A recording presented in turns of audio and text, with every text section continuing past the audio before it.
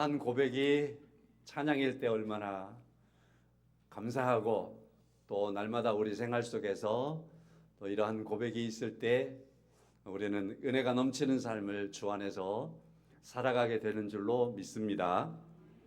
자, 지난주 말씀을 기억하시지요?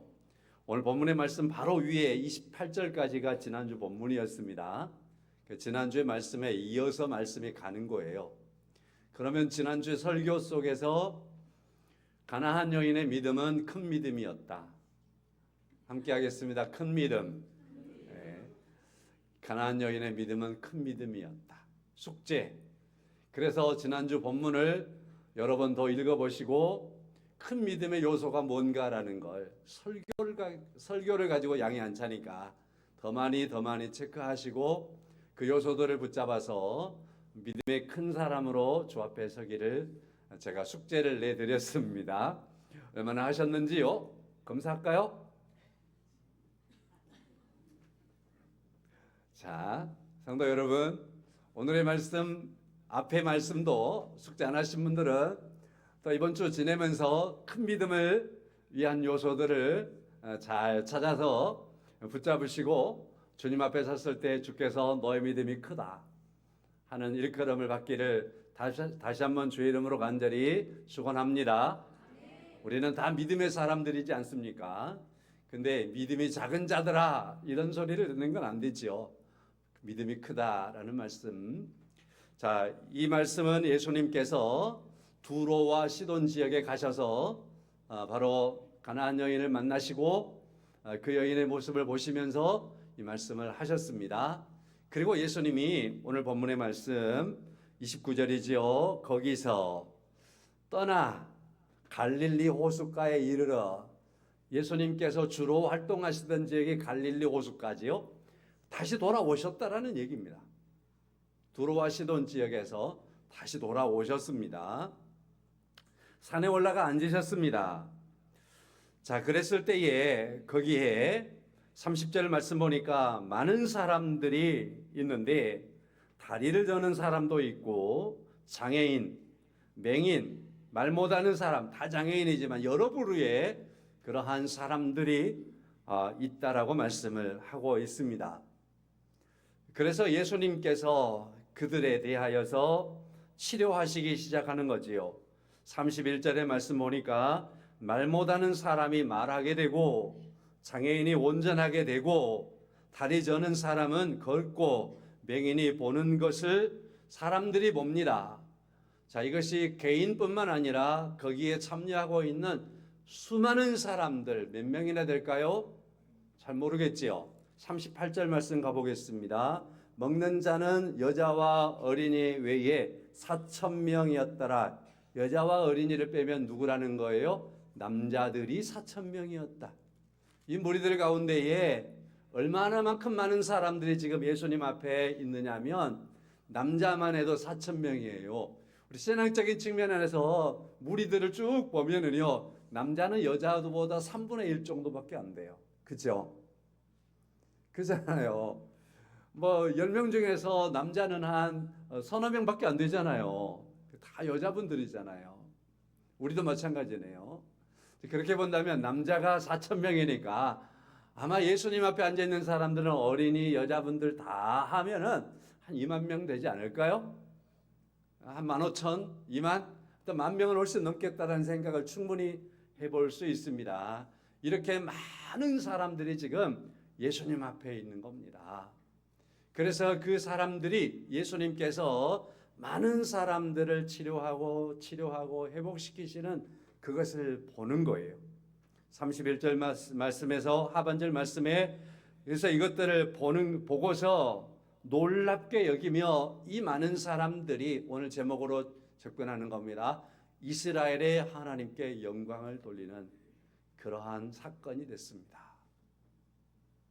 이 사건은 사람을 회복하고 온전하게 건강을 회복시켜주고 장애인들을 회복시켜주고 말 못하는 사람을 말하게 하고 이 정도의 사건이 아니고 이 사건은 하나님께 영광을 돌리는 사건이었다라는 겁니다. 이스라엘의 하나님께 영광을 돌리는 사건입니다. 33절 말씀 보면 제자들이 이르되 광야에 있어라는 말을 하고 있습니다. 이 사건은 지금 광야예요. 광야에서, 그래서 오늘 제목 말씀에 광야에서 이스라엘의 하나님께 영광이라는 말씀을 제목으로 가져오게 된 겁니다. 광야에서 어떤 사건과 어떠한 일들이, 저는 개인적으로 늘 그런 생각을 합니다. 나의 하는 일들이 물론 나에게도 만족이 되었으면 좋겠지만, 그러나 내가 하는 일들이 하나님께 영광이 되었으면 좋겠다. 늘 그런 생각을 합니다. 자, 그러면서 하나님께 늘 죄송하다는 생각들을 가지고 삽니다. 왜냐하면 다 그렇지 못한 것 같아서, 하나님께 영광을 온전히 돌리지 못하는 것 같아서 이런 생각들을 하게 되는 때가 참 많이 있습니다. 이사야 55장 1절의 말씀에 오호라 너희 모든 목마른 자들아 물로 나오라 돈 없는 자도 오라 너희는 와서 사 먹되 돈 없는 자 값없이 와서 포도주와 젖을 사라 하는 말씀이 있는데, 이 말씀처럼 지금 주님께서 모든 사람들이 다 주 앞에 나오는 것을 허락하고 있는 상황을 우리가 만나볼 수 있는 겁니다. 자, 예수님께서 이 많은 사람들을 바라보실 때에 예수님의 마음은 제 사흘 동안 광야에 있는 이들을 보시면서 32절의 말씀에 내가 무리를 불쌍히 여기노라, 예수님이 자기의 마음을 표현하고 있습니다. 이 많은 사람들을 보는데 다 불편하잖아요.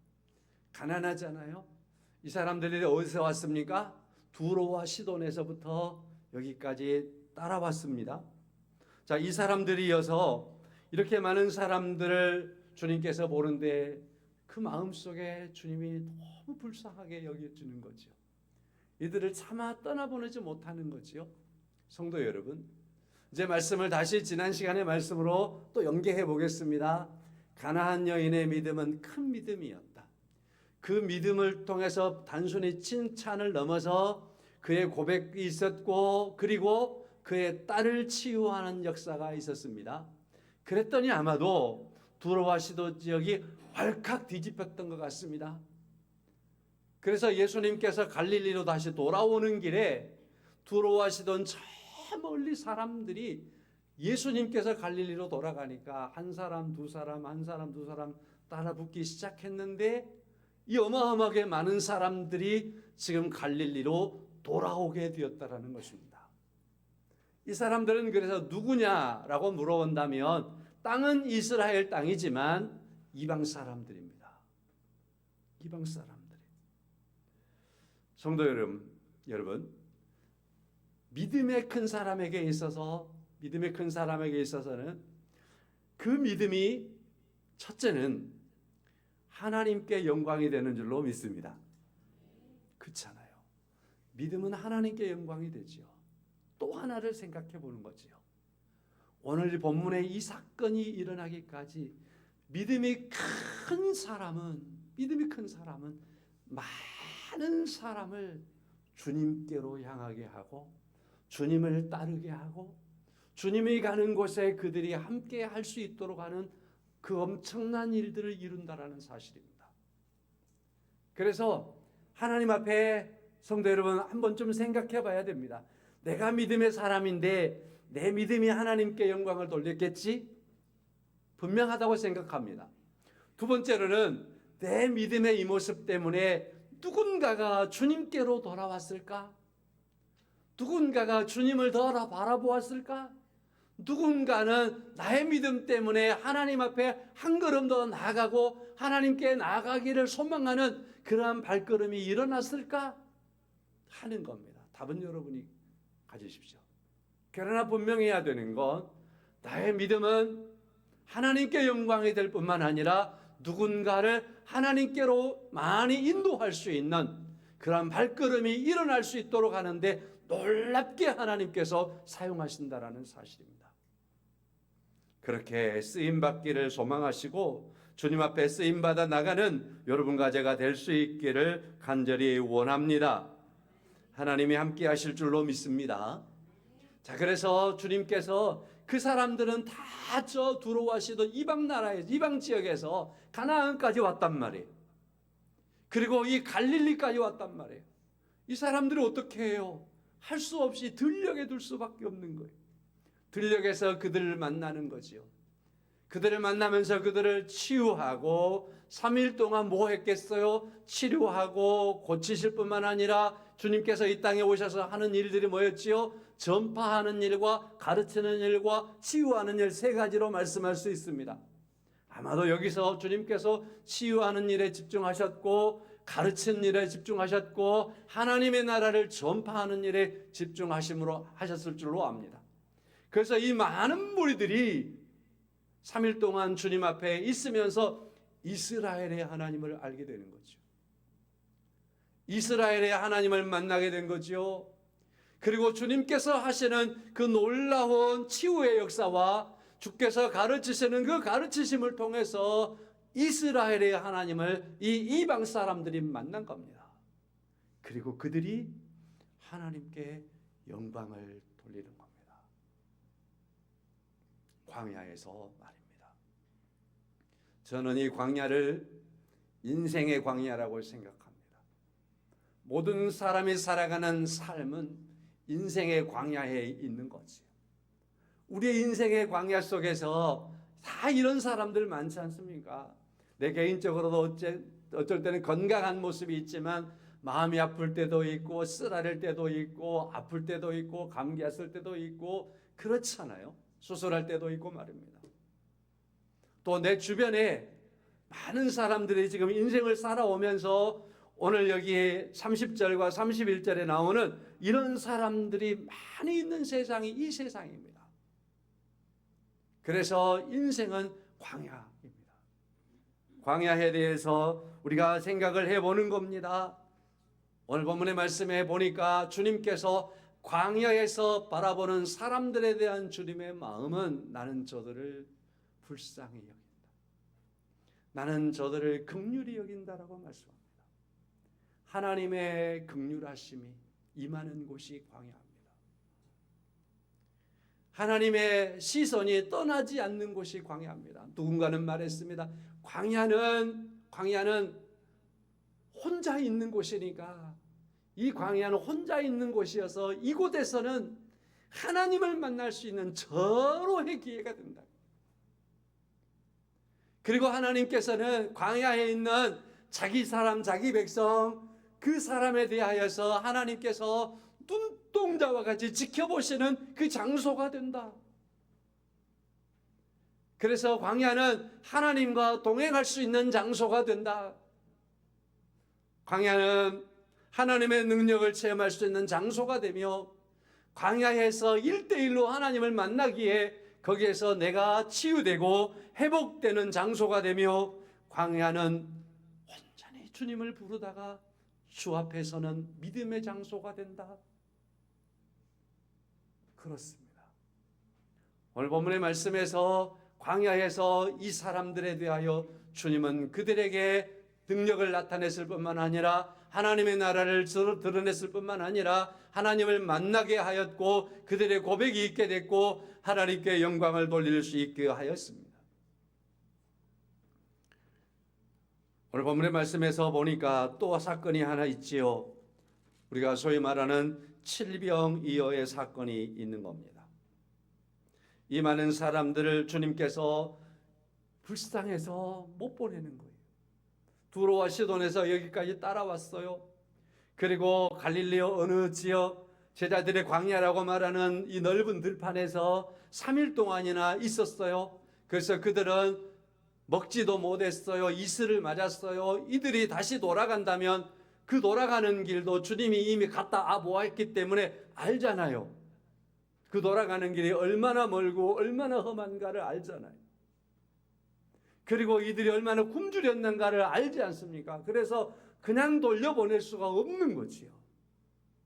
항상 주님은 우리가 체험한 것보다 먼저 모든 것을 아시고 또한 주님께서는 여러분과 제가 나가야 할 그 일들에 대하여서 우리의 형편과 처지를 아시고 주께서 또한 그러한 우리에 대하여서 어떻게 하든지 우리에게 새 힘을 더하시고 은혜를 더하시고 우리에게 새 힘을 넘어서 또한 우리로 하여금 강건케 하시는 은혜를 하나님께서 예비하시는 줄로 믿습니다.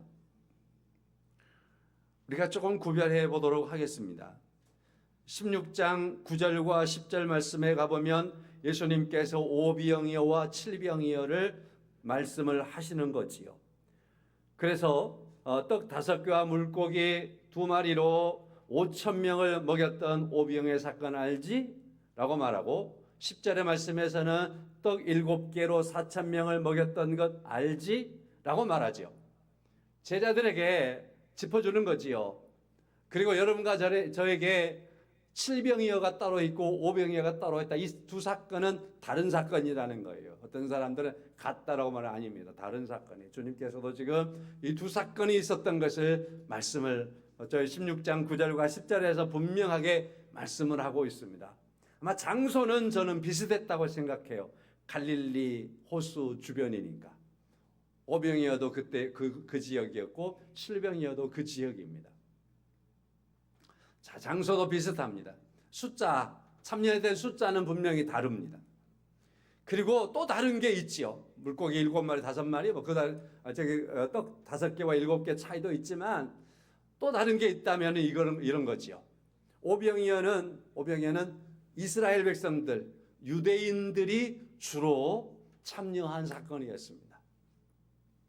근데 이미 서론에서 지금 제가 쭉 말씀해 오고 있는 것처럼 칠병이어의 사건은 두로와 시돈 지역 주로 이 사람들이 예수님을 따라와서 3일 동안 머물다가 그들이 지금 체험했던 사건이 칠병이어의 사건입니다. 그래서 칠병이어의 사건은 이방 사람들이 겪은 거예요.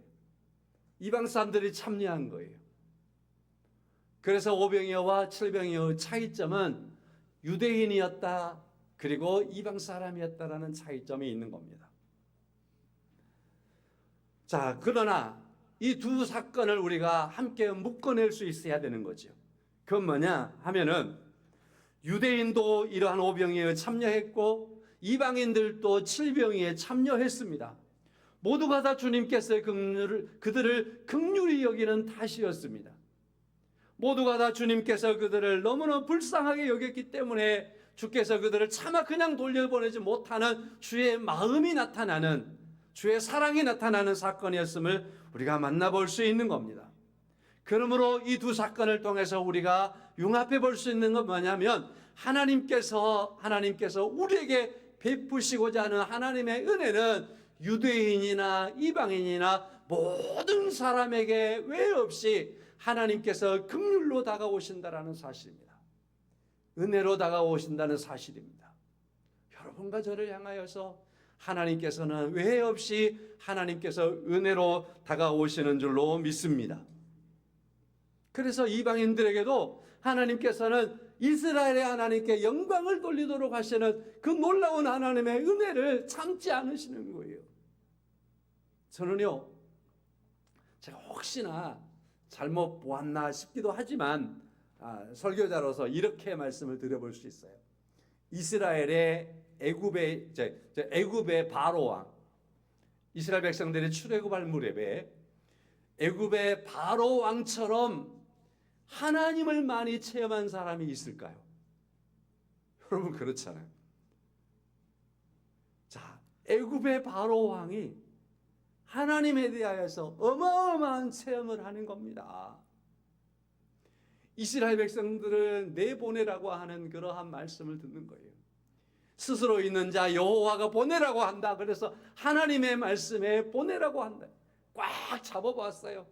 그때만 하나님께서 10가지의 재앙을 하나님께서 체계적으로 하나 둘 내리시는데 그 10가지의 재앙들 속에서 보니까 첫 번째 재앙에서부터 하나 둘 셋 10개까지 딱 가는 과정 속에서 모든 재앙 속에서 무엇이 있냐면요, 애굽의 바로 왕을 중심해서 애굽 사람들이 섬기고 있는 그 모든 신을 10번에 걸쳐서 하나하나를 하나님께서 무너뜨리고 무너뜨리고 무너뜨리고 무너뜨리는 거예요.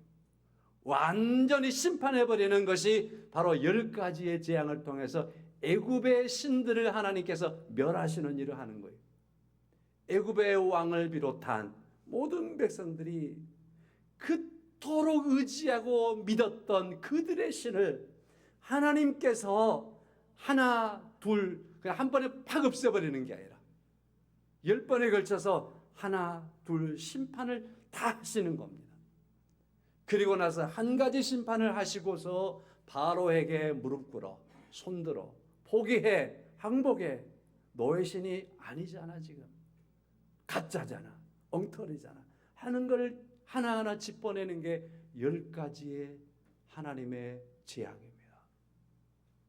자, 그렇다고 한다면 말을 바꾸면 하나님의 살아계심을 바로처럼 체험한 사람이 세상에 어디 있겠어요?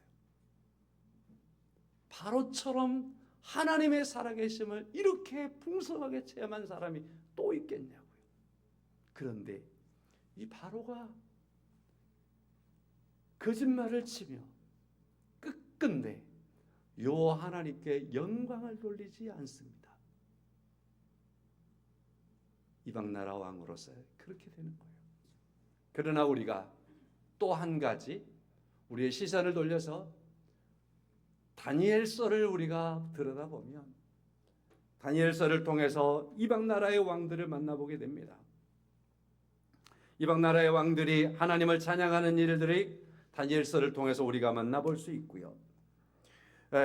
이스라엘 백성들이 포로로 끌려가고 그래서 이스라엘 백성들은 하나님의 심판을 받아 가는데 그들을 끌고 갔던 아수르나 바벨론의 통치자들이 이스라엘의 하나님을 만나고 그들이 이스라엘의 하나님을 고백하는 모습들이 있습니다.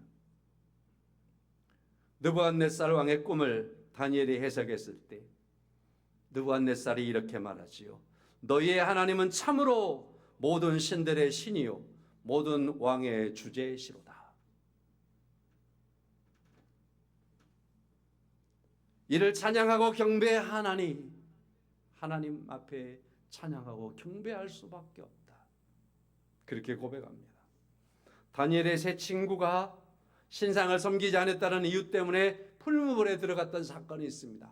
그러나 용광로 속에서 살아나는 이 사람들을 보면서 이렇게 고백을 하는 겁니다. 느부갓네살이 사드락과 메삭과 아벳느고의 하나님을 찬송하니라. 그 하나님을 찬송하리로다. 하나님을 찬양하는 거죠. 하나님의 놀라운 능력과 역사를 만나면 이와 같이 다니엘이 사자굴에 던져졌습니다. 그날 아침에 보니까 다니엘이 살아있습니다.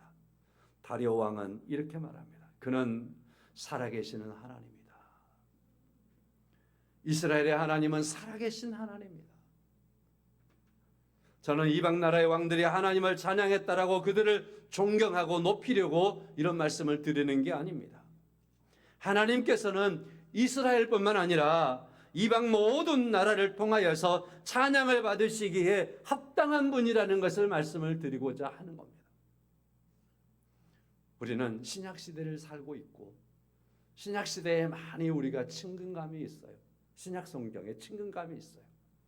여러분 신약성경을 보면은요 마태복음과 히브리서와 유다서에 있어서 이 마태복음과 히브리서와 유다서의 수신자라는 부분들을 접근해 보면 유대인이라는 표현이 있습니다. 유대인.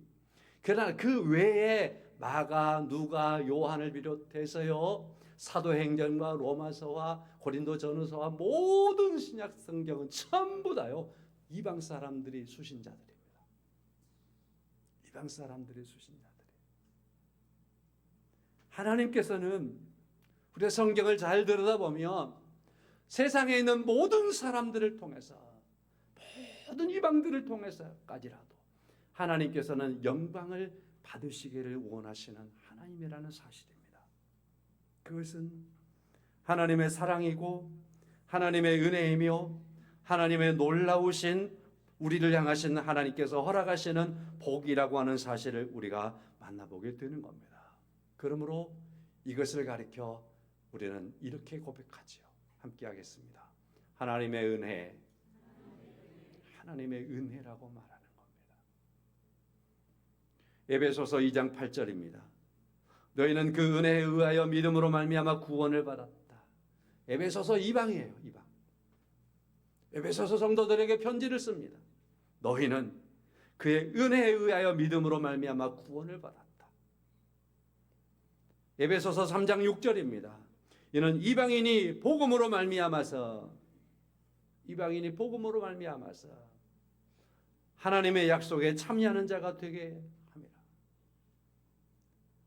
하나님께서 이방인에게 은혜로 말미암아서 구원을 받게 하시고, 하나님께서 그 은혜로 말미암아서 구원받게 하신 하나님께서 이방인인 여러분과 저에게 복음의 말씀을, 하나님의 말씀을 주시고, 그 말씀으로 말미암아서 하나님의 약속에 참여하는 자가 되도록 하시는 은혜를 허락하여 주었습니다.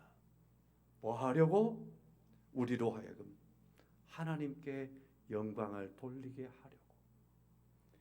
이스라엘의 여호와 하나님께, 이 땅에 오늘의 광야를 살아가는 여러분과 저로 하여금 이스라엘의 하나님께 영광을 돌리게 하시려고 하는 하나님의 은혜인 것입니다.